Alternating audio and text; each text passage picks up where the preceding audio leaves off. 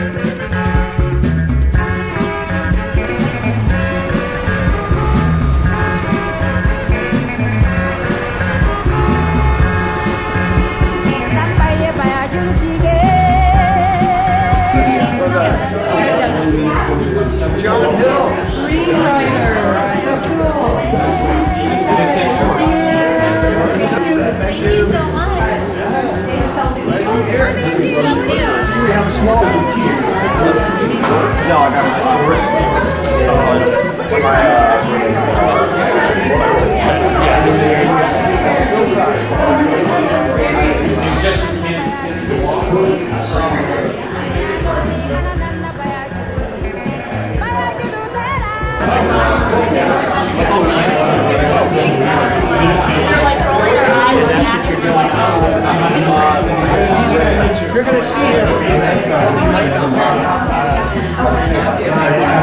Emily said she's a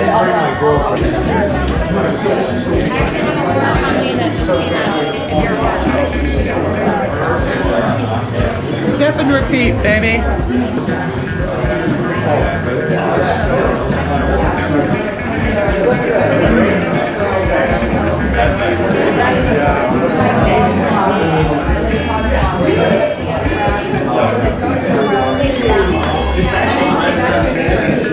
Yeah, that's what they said. Because it's exact same process. I was like, He would be It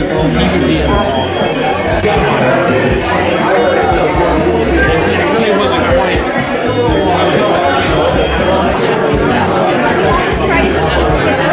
Hey, how's it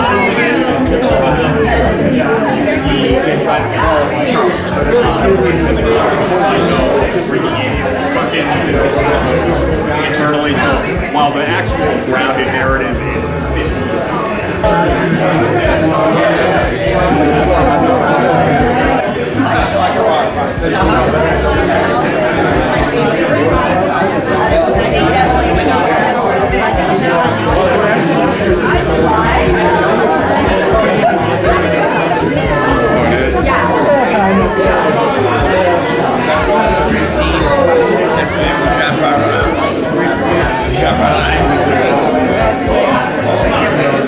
thank you so much.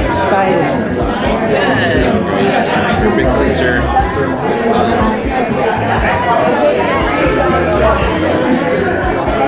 Hi, Dominique.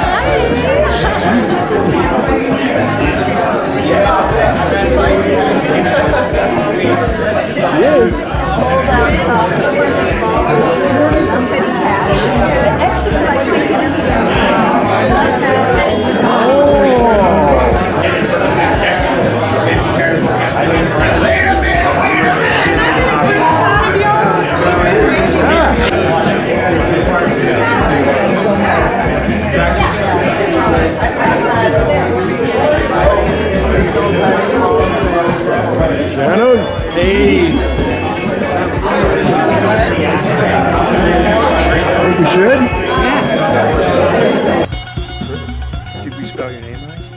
No, yes, you did. First prize, short film, Robert Woolcock. Great, I appreciate that. Again, I want to see this again. Like, it was just so beautiful and interesting. And is it online or anything? Like, I'll put it up on YouTube. okay, that'd be great. I'd love to watch it again. Well, was it too long? No, it was great. I think the clock did it 1:41 without the credits. I loved it. I loved it. Didn't you love it? I loved What? So tell us again how the music happened. Well, I was up in San Francisco visiting friends, Fairfax actually, and they just get together every now and then, some very talented musicians. And at the end, they just kind of broke up. And I didn't have any video, but I kept the audio rolling, and they just came up with My Foolish Things. And so I had that, and I just thought it just went with it. It did. You know. So. Yeah, it really did. The pace really matched.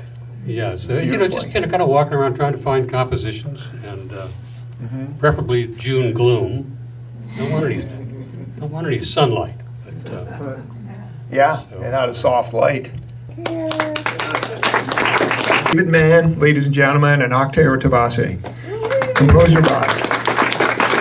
So, Oktay's been a friend of Film Crash for a little while. We screened your doc about the battery-powered bicycles. Solar. Solar-powered bicycles, rather. Yeah. Yeah, a few years ago. Yeah. So, can you tell us a little bit about how this project, like, how did you start pursuing this idea? Because you got some amazing people to talk about it.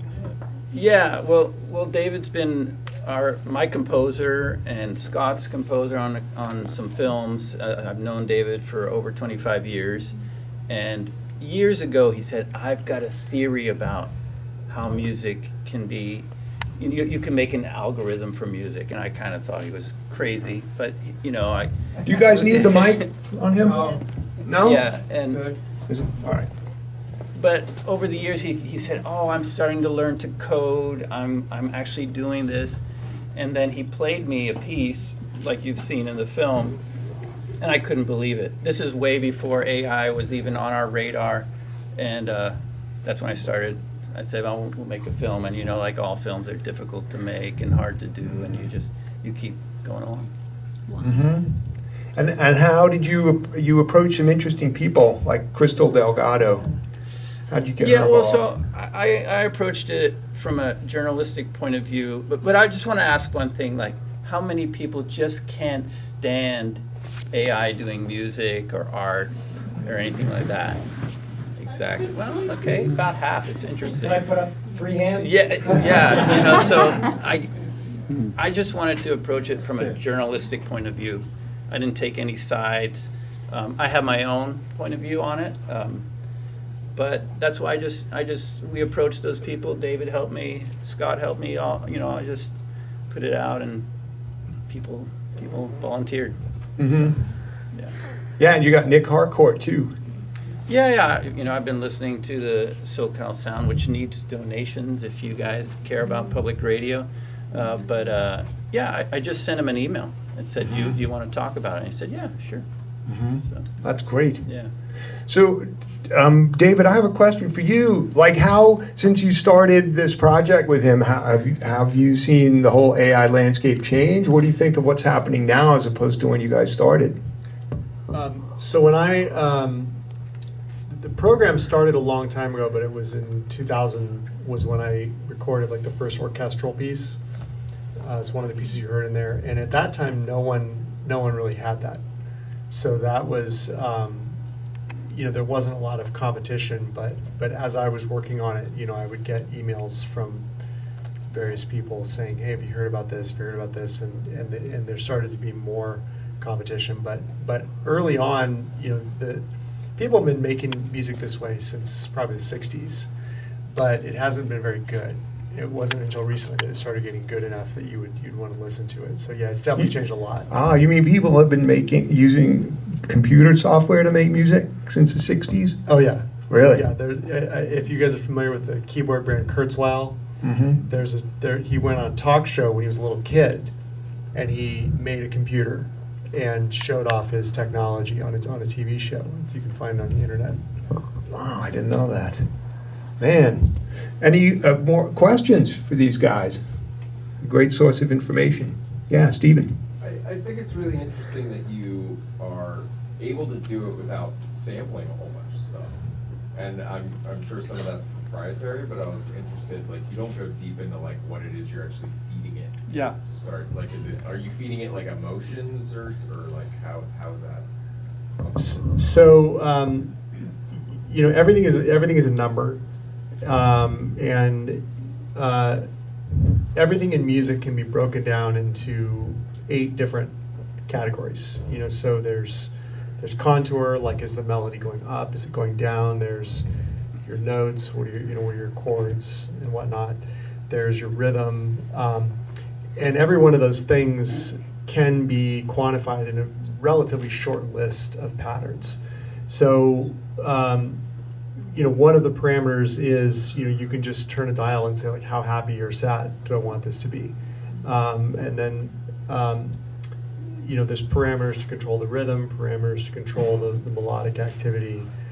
But at the end of the day, any music that you're listening to is probably falling within the bounds of what the composer bot would also do.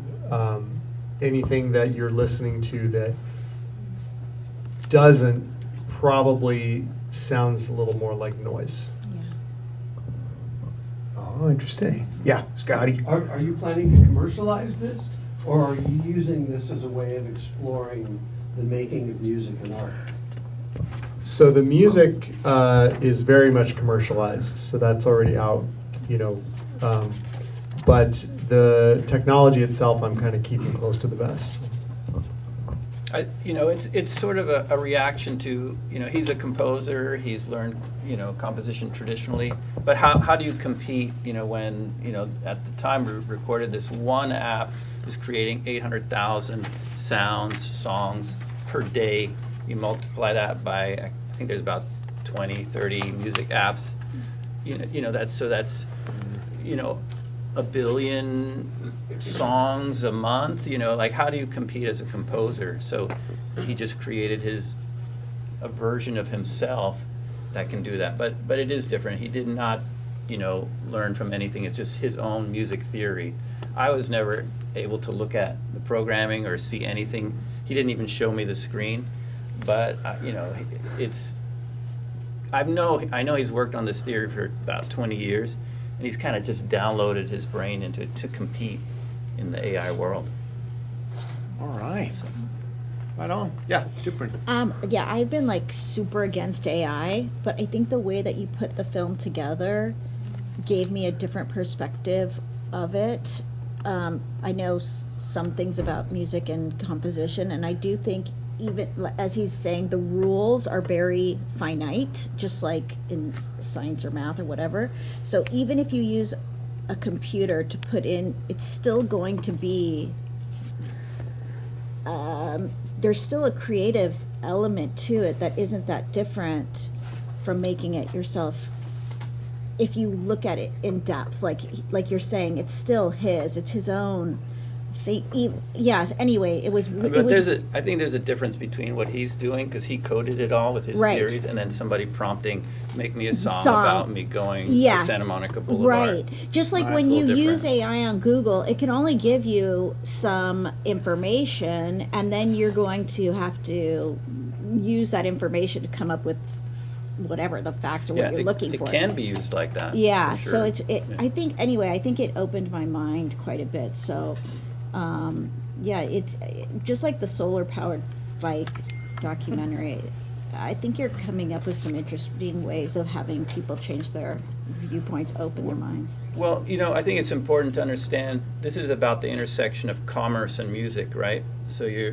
But art itself, like the main point of art is for an artist to express themselves. So AI can never take that away from you. Right. If you feel something, you can paint something, write a song, make a film. It doesn't matter if you can monetize it, and I think that's important to know, that AI won't take that away, because it's the catharsis of the artist making something. All these filmmakers, our photographer who made this beautiful film, they did it because they felt the need. Right. AI won't take that away, but maybe to make a living at it, that's competition. So basically, him using AI was like learning another instrument or creating another instrument, In his case, definitely. Yes. I wouldn't say it in all the cases. Yeah.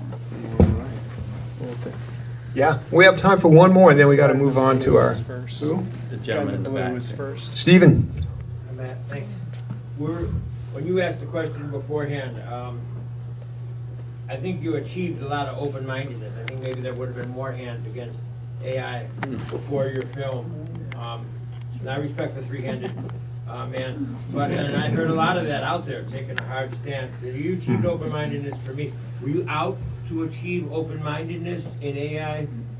Absolutely not. Or were you just, when you interviewed these people? No, I wasn't, but I lay it just, out, let it play the way it came I'm out? not here to promote AI in any way. I was just being a journalist. You did a good job with your Okay, people in the content. all right. Good. Right on. Thank you. We do need to move. Thank you guys so much for being here. Thanks for the beautiful doc. All right. Thank you. Well, yeah, first prize for our screenplay. Yeah, let's talk. Tell them a little about what you're doing. Dent is a great horror screenplay. I read it and it just blew me away, man. There's a ton of good violence in there. I mean, I don't know, right? But So I grew up kind of a big fan of like 70s like exploitation films, and so I also am like a big grindhouse horror guy. And I had actually started on Dent, almost like borderline sarcastically, because I had had a lit meeting with someone who had talked about anti-heroes and moving forward with the process of anti-heroes, and they kept referencing John Wick. And I was like, John Wick's just a hero. He's like, what's anti about John Wick? So I decided, I was like, I'm going to write something with a racist cop, and he's going to have to face a fascist group called the Order of the Nine Angles, where he's going to have to rescue his granddaughter when she witnesses a murder of a prominent neighborhood leader. And so it started as like the plot is very much like Taken with a family background of like American History X, but it's definitely Satanism and witchcraft, things that are not inherently horrific, but in this film they're dolled up in the screenplay they're definitely dressed up to be nefarious, and so that's kind of like the run through of where Dent came from. So yes, it's very it's very violent. It's just, I don't know. It's a great script. Yeah, it's fun. It's fun. It's definitely one of the ones that I handed off to someone, and they were like, "This cannot be made. No one would want to watch this guy." And I was like, I disagree. And so it's just been in the background. Oh, I'm really glad you submitted it to Film Crash. Are you signed right now? Do you have representation? Sign this man. He knows what he's doing. It's a great piece of writing. Thank you, Paul. You. Yeah, of course. I'm glad you're here. What are you working on now? Right now I'm working on a screenplay, speaking of AI, and that was awesome. And I'm really impressed by what you did, what you've created. I feel like you've jumped the line as far as like where you're at feels like it should have been the future step, and you've done it inherently quicker than what is happening, but separate thing.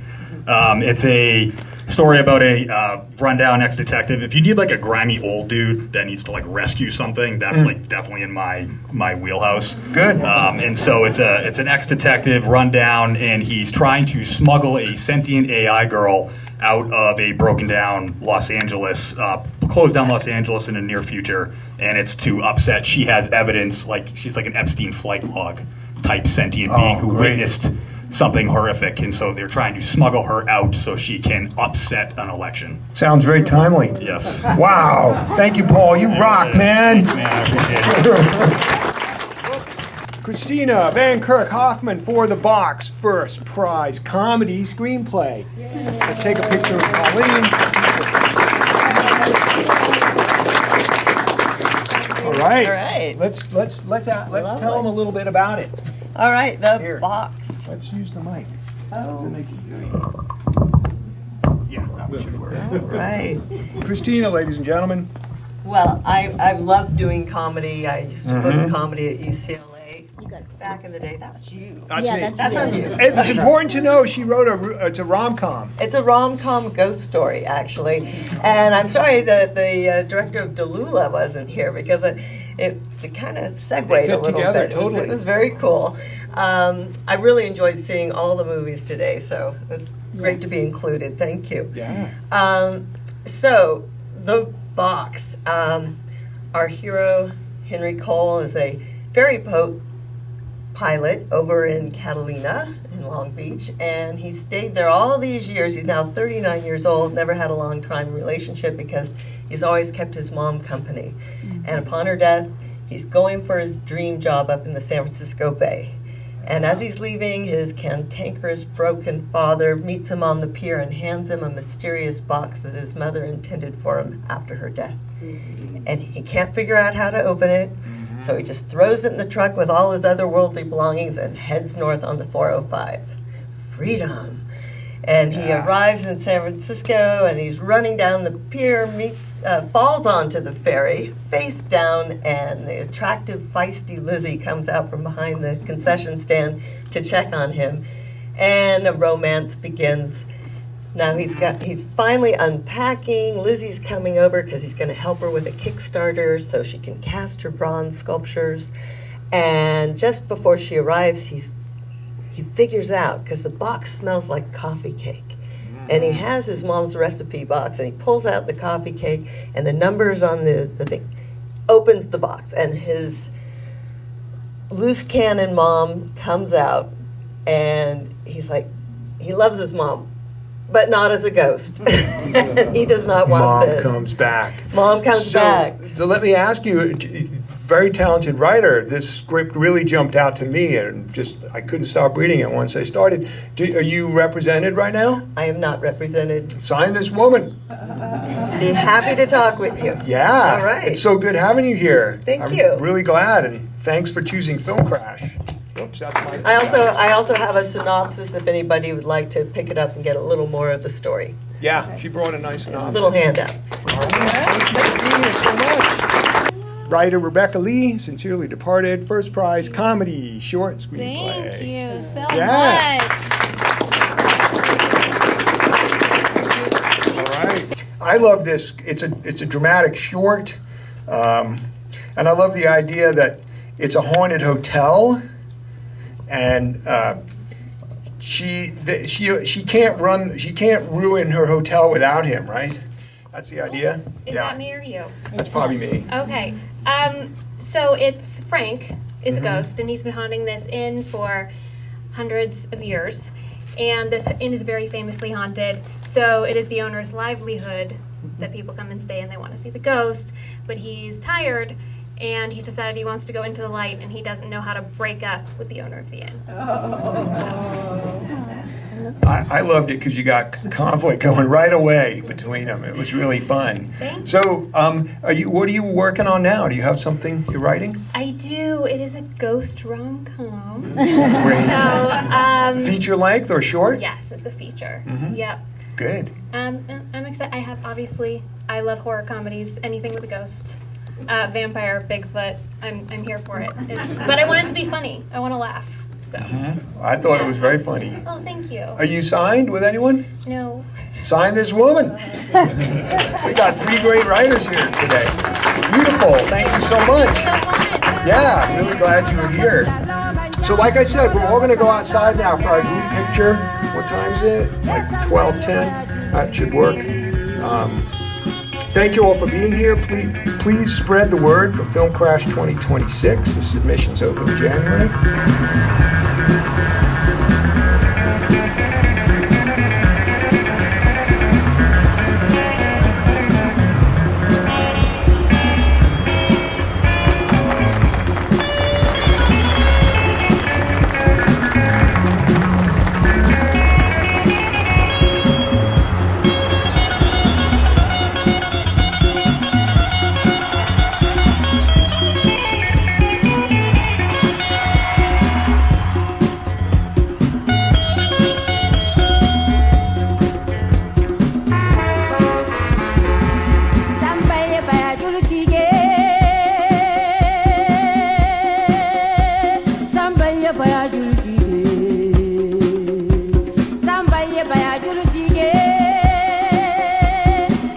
Baya julu